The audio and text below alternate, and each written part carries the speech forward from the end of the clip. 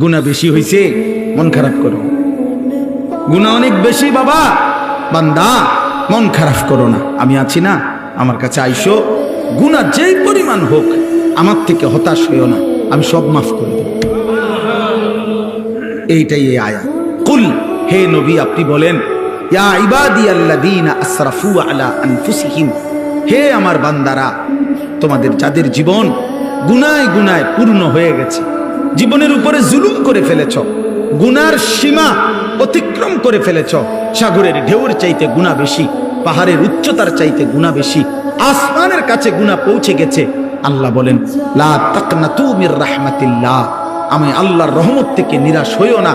ইন্নাল্লাহা ইয়াগফিরুয যুনুবা জামিআ, নিশ্চয়ই তোমার আল্লাহ সব গুনাহ মাফ করে দিবে। ইন্নাহু হুয়াল গফুরুর রহিম, নিশ্চয়ই আল্লাহ ক্ষমাশীল দয়াবান। তাহলে কে মাফ করবে? কি পরিমাণ মাফ করবে? অর্ধেক, 80 ভাগ, কত ভাগ? 100 ভাগ, সব মাফ। আল্লাহ বলছে বান্দা সব মাফ করে দেব, সব। কারো কাছে যাইও না, আমার কাছে আসো। এখন শর্ত হইল, প্রশ্ন হইল, মালিক কি করতে হবে আমাকে? যদি মাফ নিতে হয় আমার করণীয় কি? তো আল্লাহ বলেন 3টা কাজ। কয়টা? 1, ওয়া আনিবু ইলা রাব্বিকুম, তোমরা তোমাদের রব আল্লাহর নিকটে তওবা করো। কি করো? এই আনিবু মানে ইনাবাত, মানে তওবা, রুজু, তোমাদের রবের কাছে ফিরো, তওবা করো। তওবা কিভাবে করে? 3 ভাবে। কয় ভাবে? 1, আপনি এই 3 জিনিস একসাথ করলে তওবা হয়। মনে রাখবেন, 1 নাম্বার কলিজা দিয়া, দিল থেকে। মনে রাখবেন আপনার কলিজার শেষ অংশটাও, দিলের শেষ শব্দ আল্লাহ শুনে, তাহলে অন্তর দিয়ে আপনাকে প্রথম বলতে হবে, আল্লাহ আমি সমস্ত গুনাহ ছেড়ে দিলাম। 2, আর করব না, ওয়াদা দিলাম। 3, আমি লজ্জিত মাওলা, আমি মাফ চাইলাম। আল্লাহ বলে, যদি 100 দিল থেকে বাস্তবিক অর্থে গুনাহ ছেড়ে দিয়ে আর করবা না, ওয়াদা দিয়ে মাফ চাইতে পারো, আমি আল্লাহ ওয়াদা দিলাম সব মাফ করে দিলাম। অতএব আমাদের অন্তরের হালাত আল্লাহ জানে কিনা? বলেন না, জানে কিনা? তিনি সব বুঝে কিনা?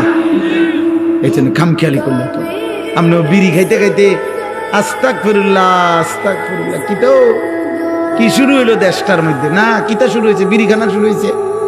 বুঝছেন না কি শুরু হয়েছে? চা দোকানের টেলিভিশনের দিকে তাকায় তাকায় কয় আস্তাগফিরুল্লাহ। দেশটার মধ্যে কি ফিডাফিডি চলছে, এটা নিয়ে আস্তাগফিরুল্লাহ। এই বেড়ি দেখে দেখে নিয়ে আস্তাগফিরুল্লাহ।